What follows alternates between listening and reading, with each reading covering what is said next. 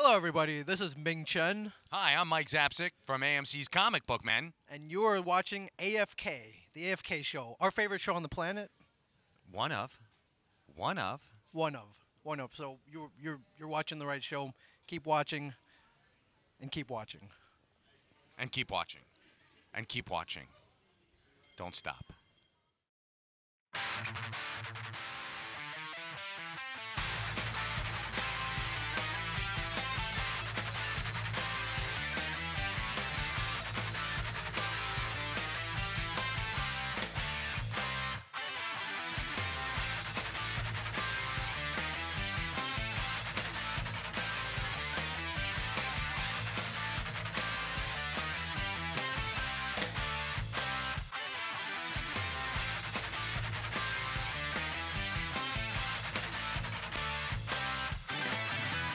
Very shortly. He's in a hot tub with one of the fans, so he's in the very shortly. We go all out for you guys. Just want to let you know. God, it's cold. Are you cold? I love the cool Canadian breezes, you know Oh me. God, it's freezing in here. God, you could hang a wet tuxedo on my nipples. Does anybody, is there a shawl or something for me? God. Tiffany, are you here? No, Tiffany made me this. Shockwave. Isn't that nice of her? It's a fridge magnet. It's an IUD. That'll be on my fridge when I get home. Okay, you don't have a microphone because we don't want to hear what you have to say. Don't feel bad. This one apparently is not working, so. Michael? Oh, we got, oh, thank you. Hi, guys. Great. Oh, good. Chili, Curiously strong. thank you.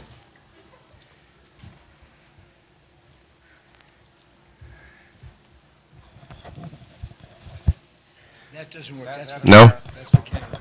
No, that's for camera. But I'll share. All right, I'll share as long as I know where you've been. And you know what else today I got, Mike? A paramedic came to me. I had one line in a movie in 1995, and he remembered and brought me paramedic. I played a paramedic. He brought me this. Isn't that nice of him?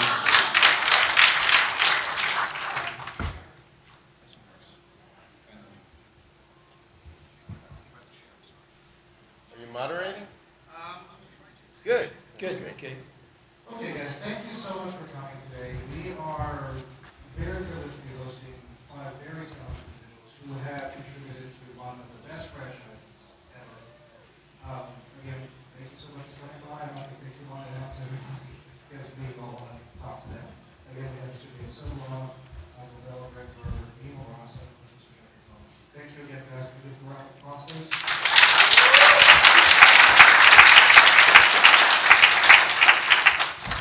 So we'll just go around the room. I'll hand out guys the microphone. If you have questions, please raise your hand and get as many as we can answer. Okay? Awesome.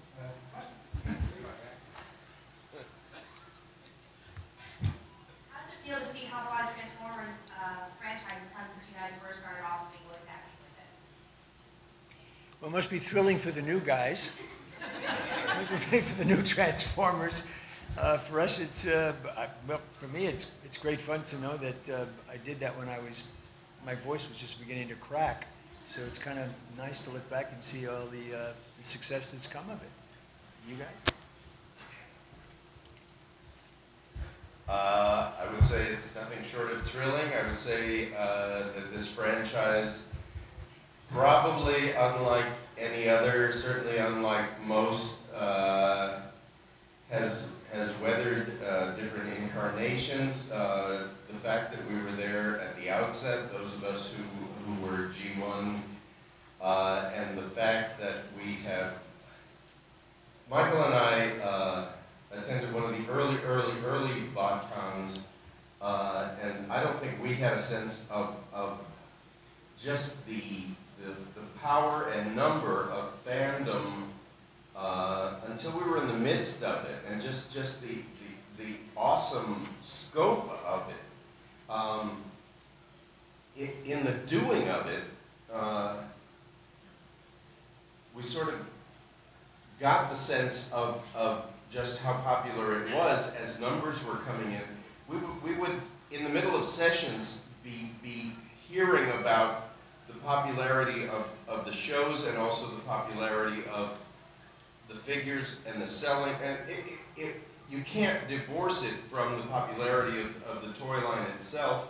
Everything was happening all at the same time, but to be part of the birth of all of it and the creation of all of it and just the coolness of all of it as it was unfolding and evolving is something that I think we're allowed to take part in the pride of and pride for, just because just that large an audience took it to heart and made it important to themselves and still makes it important to themselves. And part of it was the coolness of the show, and part of it was the coolness of the toys, and it's just, you see it in the conventions. People still, it has this special place in people's hearts. So it weathered all of these changes, but still the core of it just has this sort of indefinable but special place in the hearts of people. And I'm not going to try to dissect or figure out why it's as special as it is. I just accept that it is as special as it is. And so I also accept that every element of what went into making it as special as it is, including me, just is part of what makes it as special as it is. And so I take incredible pride in that. So it's a long answer to a short question, but that's my input. That was a very long answer. Neil, are you still with us? Did you die? Would you like to answer? Is there only one mic? Yeah, this microphone has a problem. Does anyone in the audience happen to have any Viagra? I can't add much to what Gregg said, except it's very gratifying as we reach the twilight of our careers. Especially after that answer. Which wasn't happening before Gregg started dancing, but it is now. It's nice to be remembered for something. I mean, everyone up here, I'm sure, has done hundreds of commercials. I I've wish. never had No. anyone say, "Oh, I remember you in that tidy bowl." It's just my childhood. But people come and they remember us for this, and it is very, very, very gratifying. And incredibly surprising, because I think you guys will all agree. Back then, the common idea the producers had was, you got about a 3-year run. You know, we get them at 12, we lose them at 15, the new crop of 12-year-olds want something different. Forget it, no one's going to remember this in 3 years. And suddenly, here we are, all these years later, and boy, remember, revered. And it's just wonderful to have been a part of something. Look what you have to look forward to, Jeffrey. David? You want to say something? Not really. Listen, I come to this party late, and I stand on their shoulders, these gentlemen here. We had our 3 years, so I guess the formula continues, unfortunately. We would have liked to have gone longer when we did, but we're very proud of our contribution, but we couldn't have done it without you guys. And I feel really lucky that I got to jump on this train twice with Depth Charge in the 90s and now Shockwave. Boy, if I did it 3 times, that'd be amazing, but I'm not going to hold my breath. It's just nice that people remember what we did and still Did love you do it. Beast Wars? Yeah, Depth Charge, yeah, from Beast Wars back in the 90s. Any other questions? We're going home. What? Sorry, I know you get this question a lot at home, but you're given the script and you're given these characters. How do you feel like you brought part of your personality to make them unique? Because, you know, like Ratchet, Shockwave, Proud, they're different. How do you feel like you brought part of yourself to the character that made them such an icon? I mean, Shockwave for me in the G1 was nowhere as memorable as you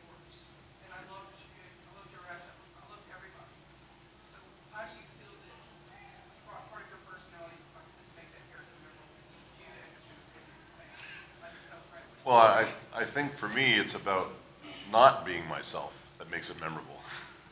You know, I'm not anything like him, and he had to be really, Shockwave had to be really devoid of emotion and flat and cool, and you know, if his goal was behind you, he'd just flick you aside, and he didn't care. It's great direction too that helps. You know, Jamie Simone was great to us as a voice director, and Sue Blue, who directed Beast Wars years ago, and they help us to sound great. And everybody involved in the production helps us to sound great. But it's dedication is jumping in and just living. I studied with a teacher named Sanford Meisner, and he said, live truthfully under given imaginary circumstances. So that's all I'm still doing all these years later.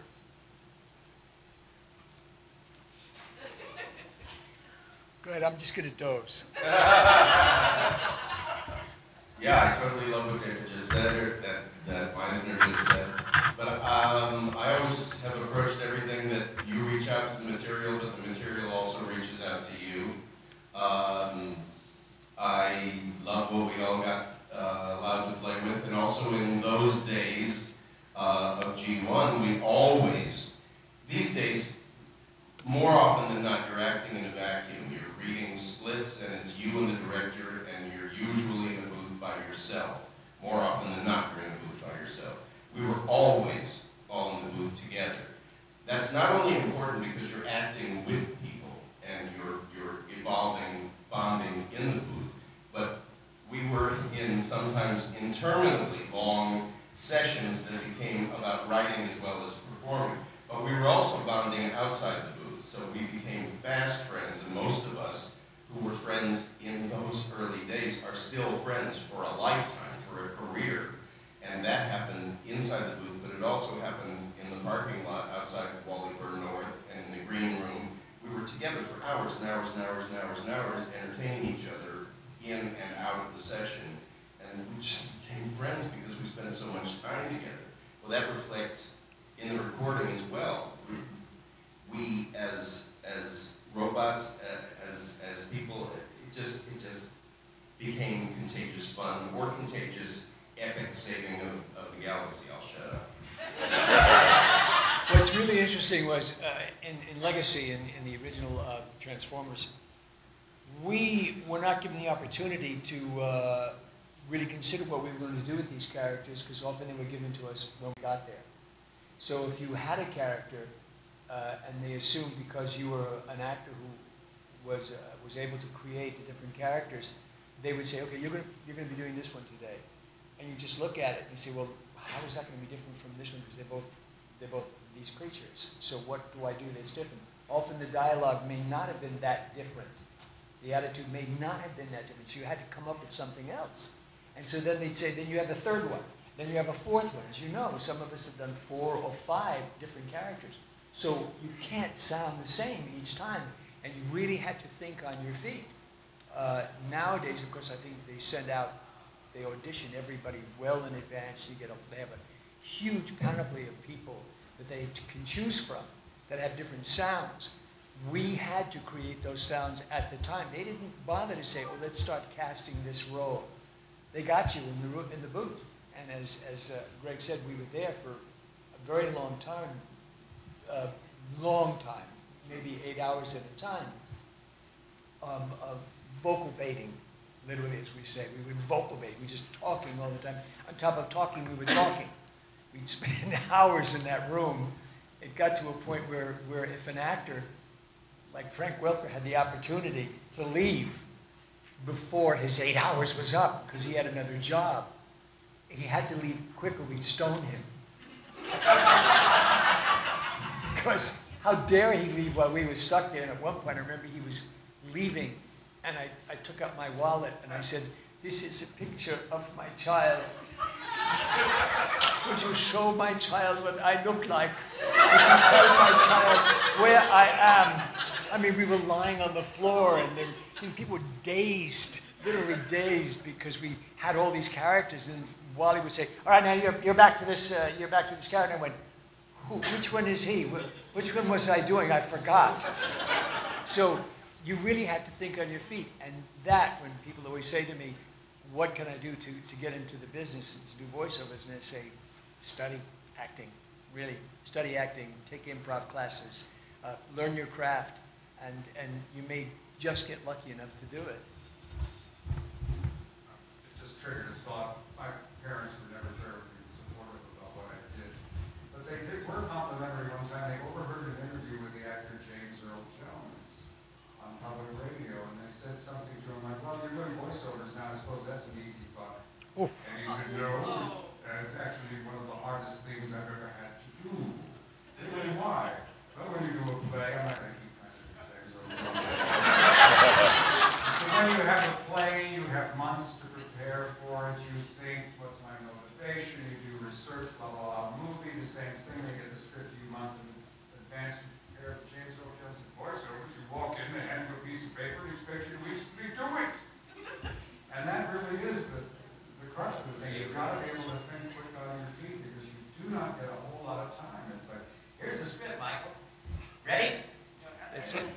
I didn't get past the.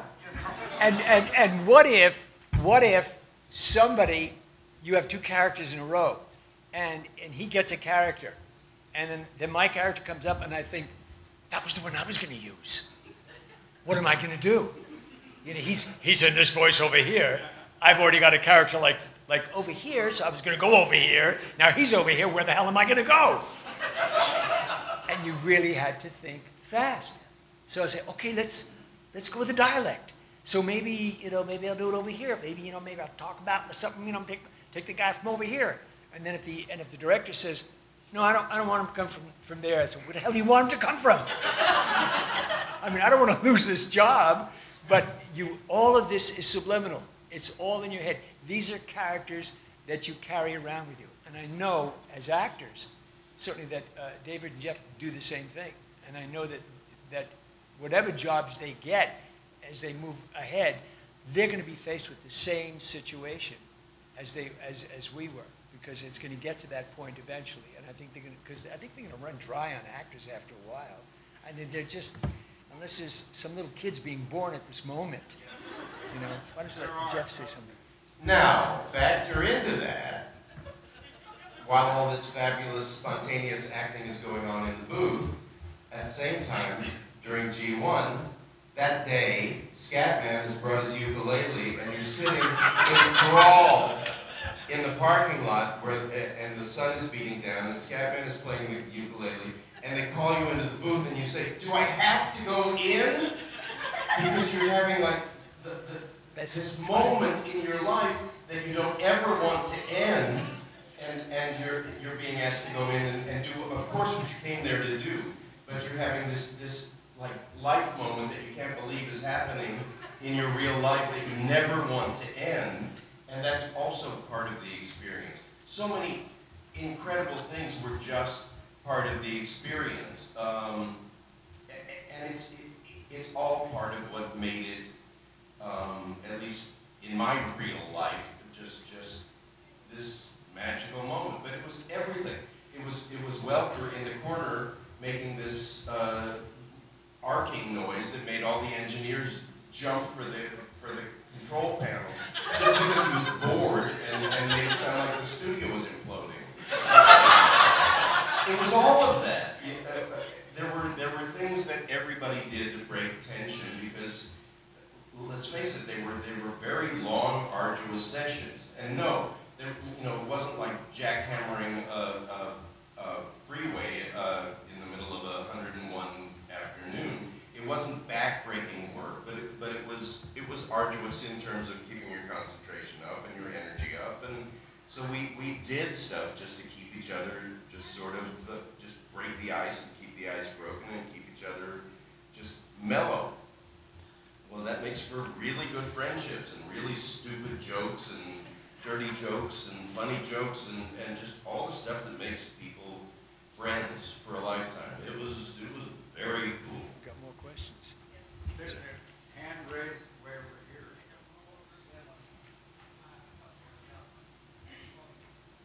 Speak into the mic. Make sure it's clear so they can hear you. So, I've always wondered, how do you,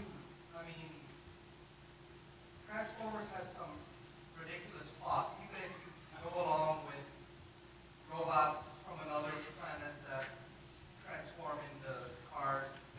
That's not true? What's with you?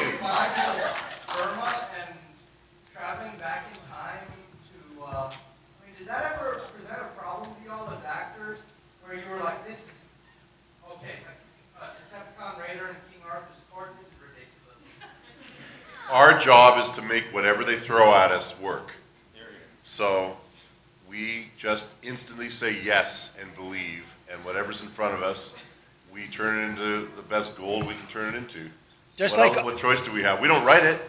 We just have to make it sound real. It's just like on camera. You did Reanimator. Can they reanimate people? Yes. There's your answer. I think he has a follow-up in the corner to that fellow's question. Actually, I was just kind of thinking of this when you talk about how you're almost like a fraternity and how your parents were a little cheap out, Gabriel Jones and everything. I think when you worked on some of the bigger movies, when you brought in Leonard Nimoy, Judd Nelson, Don Johnson, and all the celebrities that were big at that time, you think even though they didn't do a lot of voice work, they sort of had an appreciation for what you all do. In a sense, they looked at, oh, I'm sort of learning from them. And with all due respect to you all. You know what I'm saying by that? I think you kind of, in a sense, maybe thought that there's another avenue to this is what we do here in our world. I don't know, it varies. You're talking about the face actors? Yes. Yeah, it varied. Some people were marvelous. They sort of would, maybe in the first half hour, go, oh, boy, there's more to this than meets the eye. And then they kind of take you aside and say, can you kind of explain? I mean, and of course you would reach out and say, yes, this is this, and this is how this works. Some of it is just nuts and bolts stuff, like how to hold a script on the music stand and turn pages. And there's a way of doing it so that you won't make noise. I remember being in an episode of something or other with I won't name the actor, but he never got it. And there was this constant going on, because they leave all the mics on. So you can't be doing that. And the director, unfortunately, couldn't see him around the corner and kept going, I'm getting paper noise. How long have you people been in this business? I'm getting paper noise. Can we please? Do I rat this guy out? Yes, you out him. Yes, he did it. You know, but in the main, it's been my experience when I have worked with face actors. It's a great democracy. After about a half an hour, we're all just working together. And if I can help them, I will. If they can help me, they will. I have to tell you something. They got any more? I got a great story. I was doing one of the super shows, and they brought in a star. And I had a small role at this point, which was fun, just glad to work. And they brought the star who had never done a voiceover, never done one of these things. And he had his music stand in front of him with the script, and every time we'd get past a certain point, he'd throw the paper on the floor. He'd throw that page that he finished on the floor. And I knew that when we did pickups, he's going to have to get them all. He's going to have to find them numbered again. And I'm watching him, and I can't stop him because we're in the session. In the meantime, because he's a face actor, and I say face actor, we're all actors, and we've all worked on camera at some point or another. He would turn around during a scene, and he'd say, do you really think that? And he'd be off the mic. And he would come back, so you would hear, oh, you could do it. It's good for you. For me. And it would drive everybody crazy. And you could see he was getting flop sweat. And he also, interestingly enough, took his time during a scene. Well, there is no time. You can take a beat, but it has to be a beatette. So if it's a moment where somebody says, so what's your answer? Okay, fine. You can't go, so what's your answer? Okay, fine. You're not going to answer. There's no time. You have to take that beatette in between that emotional break. And he would take the time. He would say, so this is the first time that, and that's how it's written, but he didn't move it along. So we were all dying. We knew he'd have nothing but pickups by the end of the day. So we had our break. And during the break, we all hit the men's room, obviously. And I'm sitting next to him at the urinal. You're not supposed to sit at the Right, I know I'm not supposed to sit at the urinal. And I'm sitting and I was facing him. No, so I was standing next to him, and he says, "I'm really crap, aren't I?"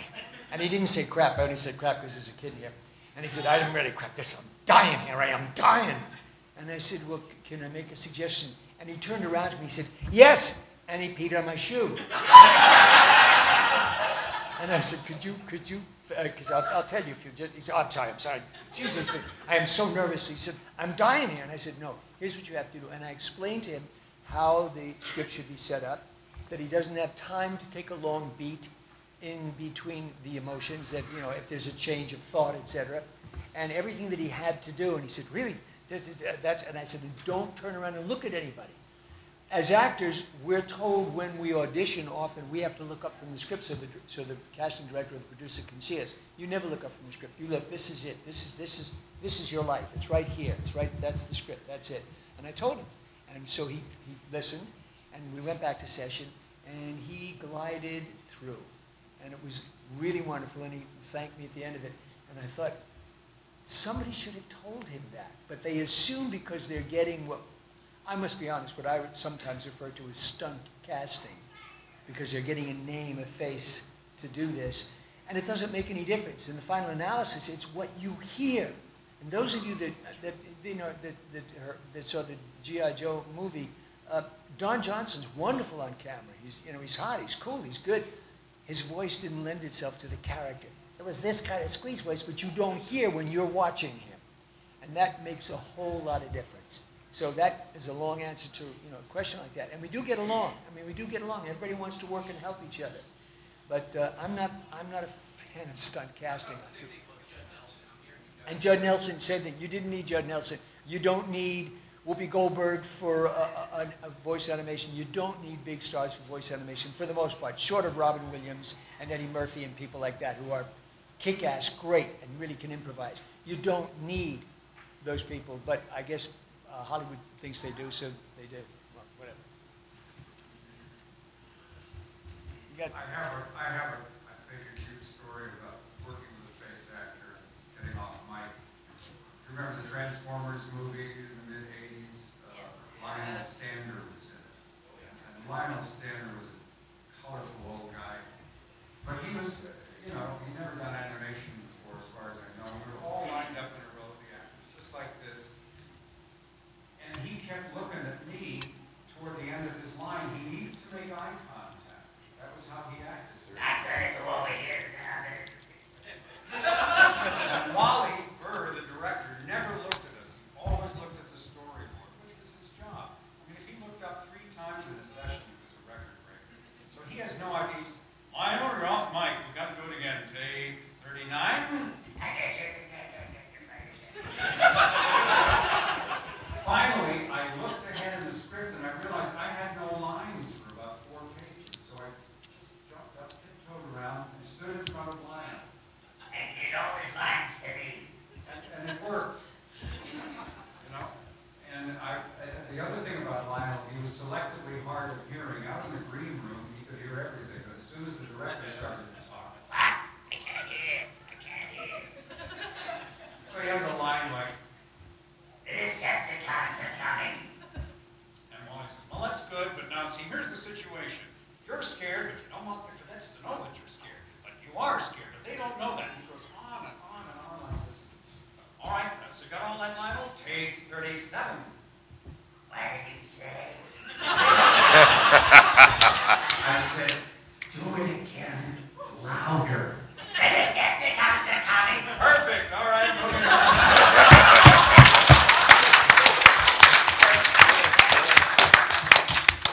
Another question. First of all, Mr. Bell, I loved the episode of NBC's Community that you did recently. Oh, yeah. I loved seeing Duke on G.I. Joe Yeah. with all the cast of Community. And then my question for each of you would be, if you had a favorite memory from your time, whether it was Transformers Prime or Generation 1,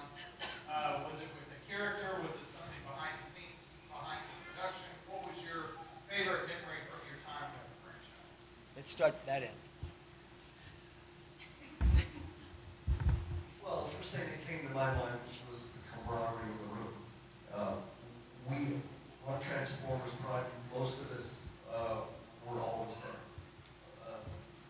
There was very rarely was it that somebody wasn't there. And so to be able to be standing this close to Peter Cullen, and he's my size, and he opens his mouth and the room vibrates, is a spectacular feeling. And just the goodwill of the room. David can attest to this. We had just a fabulous group of people, and they were so supportive. Earlier, I'm fairly new to voice acting, and Transformers was like my first sort of series regular gig, if you will. And so it is a different skill set. Having done a lot of film, television, theater, you think, oh, well, I can do that, but it does humble you right away, especially when you come into a room with people who are so agile. You have nothing but admiration. So camaraderie, the happiness in the room, support, all of that. That's my rich memory. Yeah, I can't give you one specific moment. I can just piggyback on that. I used to tell people it's like being at the greatest party you've ever been at. The only difference is there's no alcohol being served, and periodically they interrupt you and make you read lines. I think about some of the characters that were in there. Remember Roger C. Carmel? Oh, yeah. God, I don't know if you know who I'm talking about. He was one of the original Star Trek. He did on Star Trek the Truffles, the little... Tribbles. He was Harry Mudd. Harry Mudd. Dribbles. Yes. I mean, he would bring a bath towel to sessions because he sweated so much. Oh. And he would go on these tirades. For some reason, he couldn't stand Charlton Heston.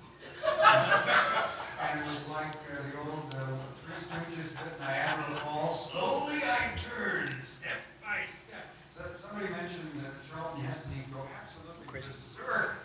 In 10 minutes of his speech. Calls himself an actor. He's no actor. It just, some of the lines I heard, my wife was talking, we had some people over, and she was reminding me of those days. I would get home, and I would have dinner, and we would watch television, we would get in bed, we would start reading books, and I would suddenly start laughing hysterically. And she, what the hell, what is it? And it was something that had happened earlier in the day, and it had come back to me, and I said, I can't even reproduce what happened. It was just so damn funny. Yeah, the camaraderie was great.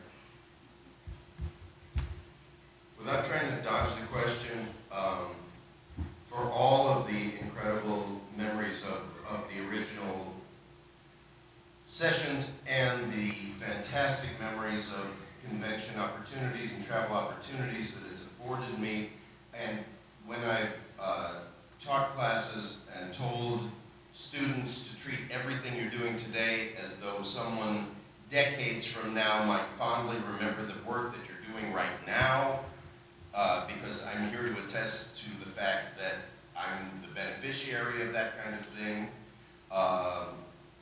including right now here today. I would say the strongest was when I was brought back to do Transformers Fall of Cybertron, and all of that past was brought into the present. And I threw my heart and soul into it. Matt Teedra, the game developer, was very outspoken about the fact that he had been a fanboy and made it his, he was determined to have me come back as Grimlock.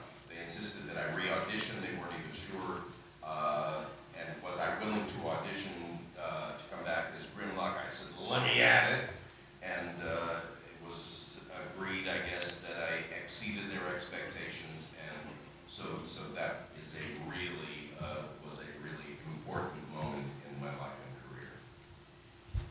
For me, as just a memory, because there were so many things that happened, was working with Chris Latta, Starscream.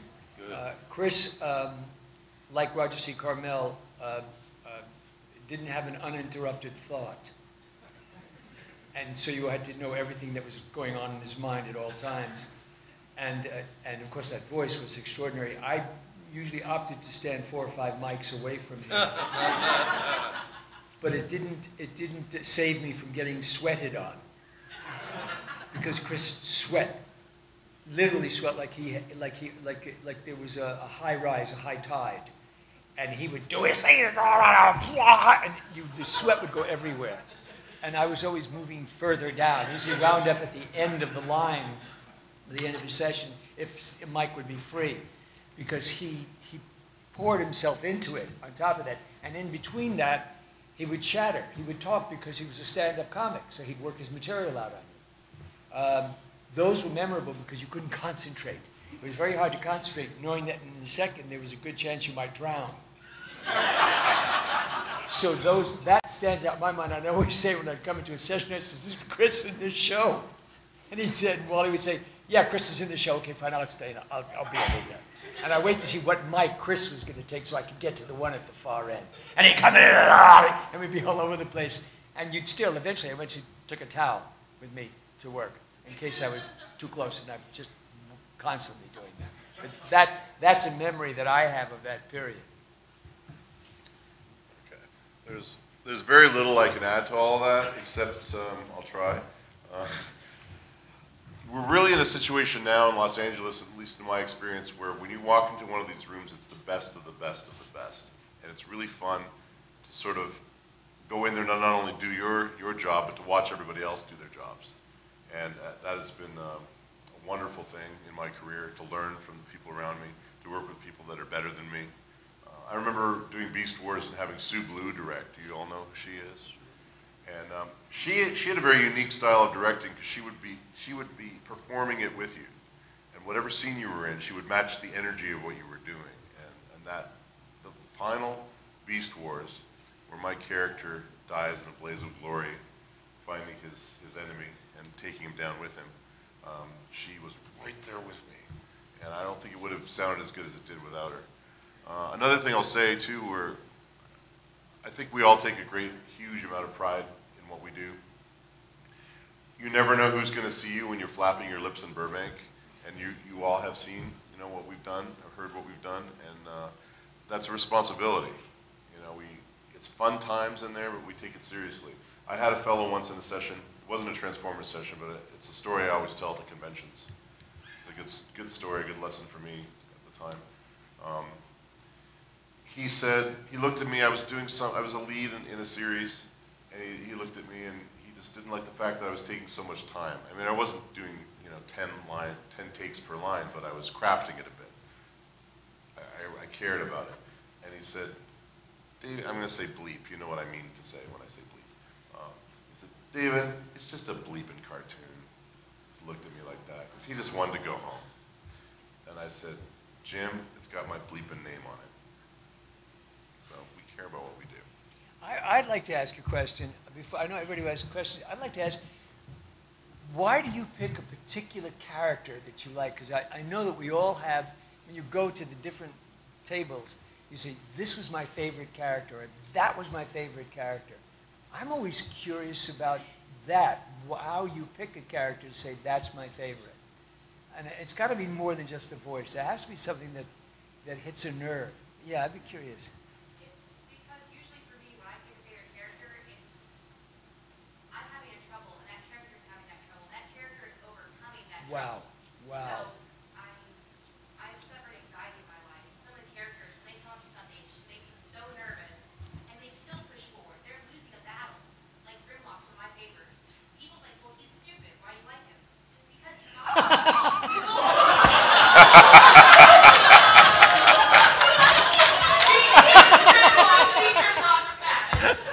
We were saying that about him last night. He's still a leader. He still stands for the lives of Optimus Prime, and not only that, but he's the terror of the Decepticon forces. Ready, fire, aim! somebody, yes, good. That's great. Yes, go ahead. You're good. Go ahead. Well, for me, it's like when you're talking about the characters and why we like them so much. Like, I take Shockwave, for example. I love Shockwave. I mean, David, like, when I saw him do Transformers, I'm like, oh my god, it's an amazing Shockwave voice. And then I watched Transformers Dark of the Moon, and then it's because he has that big-ass drill that's just coming through. But then for Grimlock, he's just like a giant dinosaur. I mean, why would the Decepticons not run away from a giant dinosaur because they eat your head? And I mean, he bites off Shockwave's arm, and for some reason Shockwave gets it back in, what's that new game? Darkspark? What are you doing Grimlock in that game? Check IMDb. I'm going to do it. I'm going to do it. That's cool. Okay, I got somebody back there. Yes. I picked them, like, for example, Optimus Prime and Depth Charge. We picked them because we want to aspire to be like them. I mean, like, with Optimus the Depth Charge, now it's like, you know, he has a vision, he sets what he goes and does it, that's what he does. Same thing with, like, Optimus, another character that you guys have. Like, he wants to be, you know, and when we were little, we were like, you know, I want to be like him. Like, I want to be like that person. I want to be that honorable and that honest and that helpful and caring and so on and so forth. That's, at least that's what I do. I don't know if anybody else does. That's what we pick characters who we all sort of relate to and have the same problems and they deal with them. We're all gonna have problems, and that's how we deal with them. But see, that's so interesting to me, and I don't know if everybody else, because there are other animated shows where you have superheroes that do the good thing, what the fact that you guys have chosen Transformers, these characters, I have a feeling, and correct me if I'm wrong, these aren't superheroes. They're all flawed in some way. Unlike some of the other series where they're all superheroes, they're all great, etc. These are all, they all have flaws. And because they have flaws, I think people can identify with them and they still manage to push through the flaws. Am I correct in this? It speaks something deep inside the person. Something that hits you. Optimus is mine. I love Optimus ever since my kids were little and I was a teenager and I watched the series. I mean, I've been doing that over 40 years since the series, you know, when the series Interesting. started. And I've just always loved it because it speaks something deep inside, whether it's the warrior aspect of Optimus and all the Autobots, that whether they take the good fight and the flaws, and it just speaks very, to me, it speaks deeply, and I think probably anybody here who has their favorite character, something about that character speaks very deeply to them, and they feel a connection to that character. Interesting. That's interesting. Yes, over there. My son, he's only 5. Can't hear you. My son, he's only 5, and even to this day, I ask him, I go, well, why do you like Bumblebee? And he tells me, he goes, it's easy. No matter how small he was, and people always ditch on him saying, he can't do nothing, he can't do nothing, he was able to do it. He says, I'm small, I have to take medicine to make me grow. But if Bumblebee can do it, I can do it. Right on. Cool. That is so cool. That's interesting. You betcha. People continue. Now, the hard thing for me is when the actors, if they move on, it's going to be hard for me to connect with because I don't care, you know, you may not realize it, but I think part of y'all comes out in your character. Okay. Part of you, part of your personality, or part of your soul, for lack of a better term, Interesting. is, sorry. I know this is the Transformers convention, but it goes back to G.I. Joe and Neil. When I went to the Armed Forces Recruiting Center back in '95, I didn't know what branch of the military to join, but I remember the G.I. Joe episode, Raise the Montana, or Save the Montana, or something like that. And seeing Shipwreck's performance in that particular episode made me go, oh, I'll go in the Navy because I thought, you know, everybody beat up on him, but he seemed to be like the life of the party. So, Cool. I like Shipwreck. Cool. The answer to your question is sort of a combination of the question I had, and that may kind of double up on some of your answer, but you never know what's going to resonate. Take the mic higher. We can't hear it. Go You ahead. never know what's going to resonate. When I was a kid, Transformers resonated. You know, Prime, Grimlock, everybody. And before finishing the answer, I wanted to still ask, like, were you ever surprised with what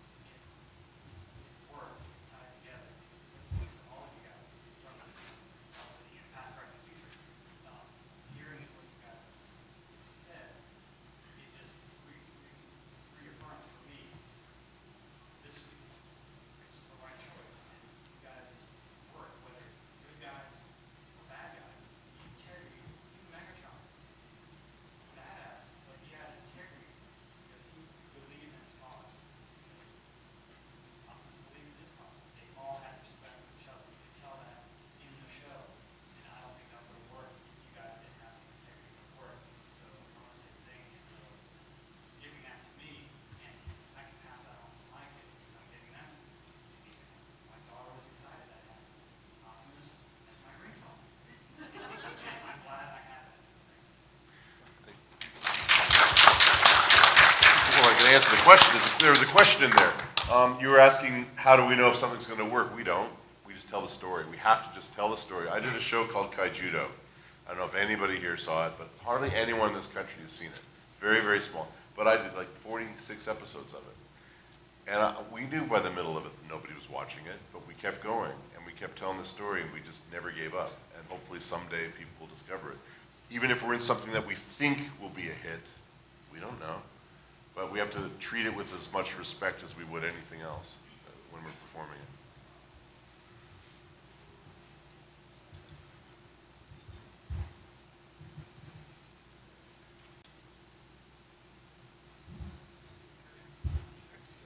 Just quickly, or as quickly as I can talk, I think it's interesting to sort of kick it around and analyze for a little while, but for all of this, for things that you think are working or are not working, there's this level of X factor that nobody can really speak to or analyze or dissect. It just, if it works, it's working because it's working. If it resonates, it's resonating because it's resonating.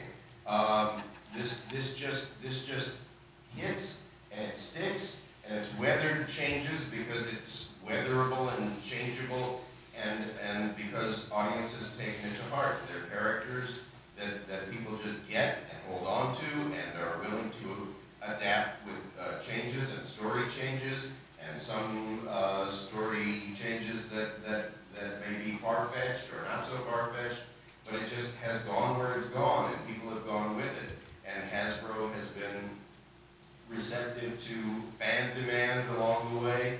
It's just there's an X factor that you can't analyze in this particular show. And sometimes things just work because they work, and sometimes great shows, for whatever reason, don't work. That's just my 2 cents. Well, you know, I am told, and I don't know, but I am told by the people involved with Transformers Prime, the show was really super. It was a super show. I don't know if it didn't work. It may have worked, and Hasbro just may have made the decision not to continue with it. That just may have been their decision for whatever reason. It's happened with other shows.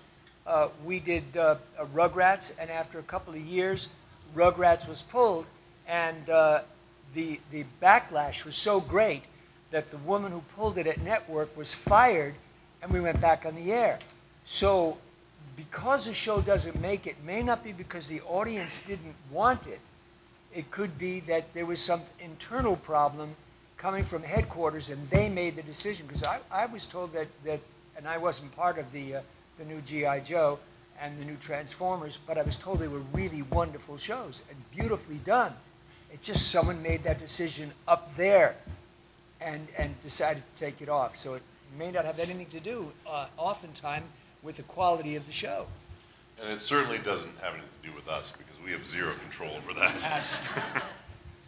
I just have evolved this theory that perhaps sometimes it's easier for young people to relate to non-human characters like animals. That's interesting. And so here you have these shape-shifting robots who have very human personalities. Somehow, I think that's unique. Even Voltron, wasn't quite the same. This was very unique. I think it's the only show, at least up to that point, that had that sort of a premise. Maybe that's why it worked. I don't know. A guy named William Goldman, who was a screenwriter, Butch Cassidy and the Sundance Kid and All the President's Men, he wrote a book called Adventures in the Screen Trade. And I think it's in the first line. It says, in Hollywood, one thing is true. Nobody knows anything. Yeah. I think ultimately, Transformers is science fiction. And the thing that's captivating about science fiction is that we are able to hold a mirror up to our humanity through a prism, and it gives us some distance so that maybe we have perspective.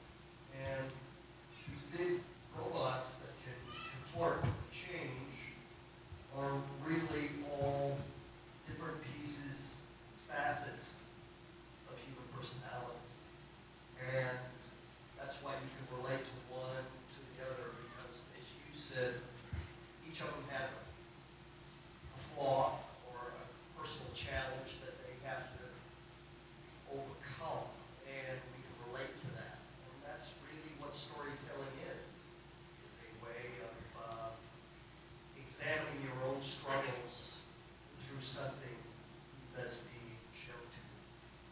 that young lady has something to Yeah, say. we have time for 2 more questions, so we'll do this one. Was there any particular character that you had trouble finding your voice for? Say again. I'm sorry. Say again. Say again. We're going to give you an acting lesson now. Go ahead. Loud and clear and enunciate. Was there any particular character that you had trouble finding your voice for?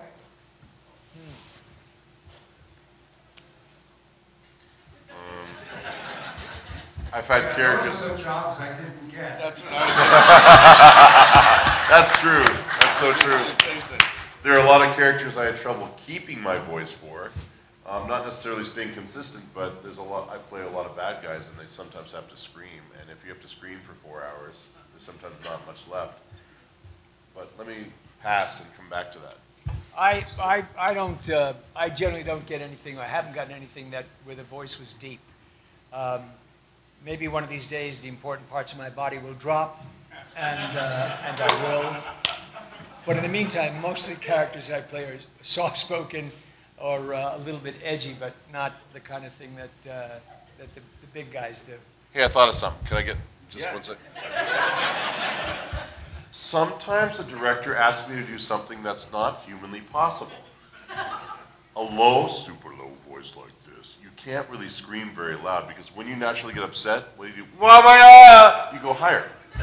And yeah, this has happened a couple of times this year already, and I have to find a way to not sound like a jerk, to not get fired, and also explain to them how the voice works sometimes. Usually don't like to talk back like that, but yeah, I did that in the session a couple weeks ago, and they got it. They wanted extreme screaming down here. There's no possible way to do that, except with the electronics. Neil, I was going to give the exact same answer. If you don't get the job, it means you couldn't find the voice. You know, we audition for a lot of things. A great baseball player fails 70% of the time. That's a great baseball player. I think actors are Right up there. right up there. Right up there. It's maybe even worse. I mean, we've all heard these words. Thank you very much. It's funny, as much as I have worked in my life, I'm always tempted to say to someone who is very, very famous and successful, did you ever not get a job? Did you ever fail an audition? And occasionally I've gotten the answers all the time. I can't tell you how many jobs I didn't get. And these are people that are generally on camera or face people that were really hugely successful that I was lucky enough to have met at some point. I'd say, I have a really important question.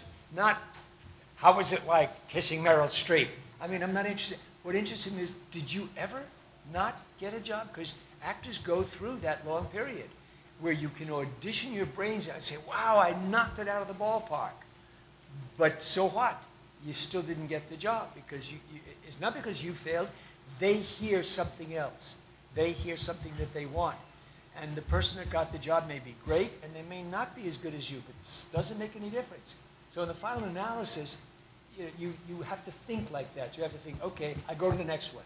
That's why it's so hard. That's why it's so enervating. Because you're always saying, pick me. Pick me. And they don't. And when they do, wow, that's so great. And that's the opportunity for an actor to gripe because he got the job. One last question?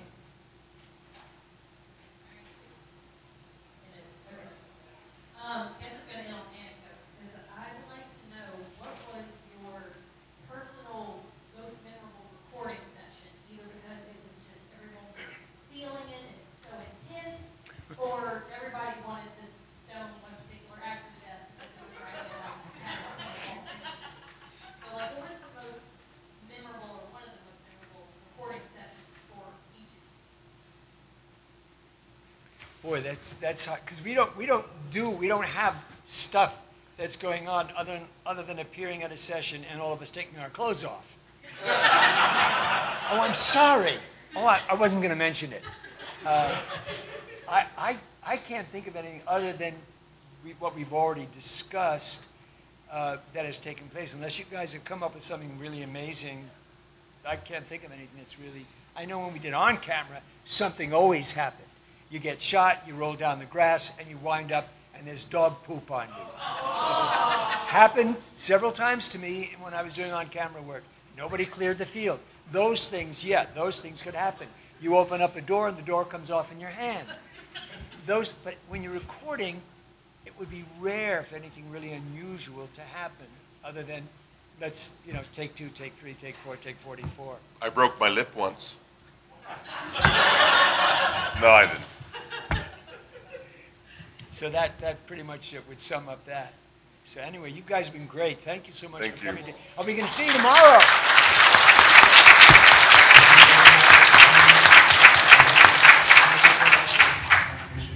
Transformers, we really appreciate it.